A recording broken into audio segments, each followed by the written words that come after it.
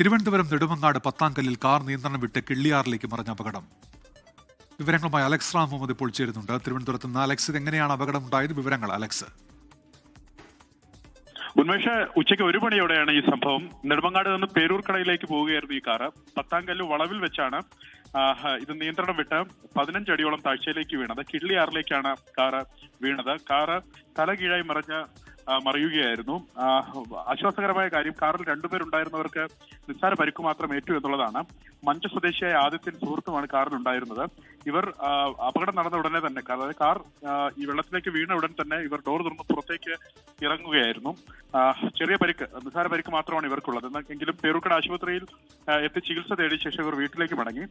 നെടുമങ്ങാട് ഫയർഫോഴ്സും നാട്ടുകാരും ആ സമയത്ത് സ്ഥലത്ത് രക്ഷാപ്രവർത്തനം നടത്തുകയും ചെയ്തു. എന്നാൽ കാർ ഇനി ഉയർത്തേണ്ടതുണ്ട് അവിടെ നിന്ന്. ശരി, അലക്സ് റാം മുഹമ്മദാണ് വിവരങ്ങൾ നൽകിയത്.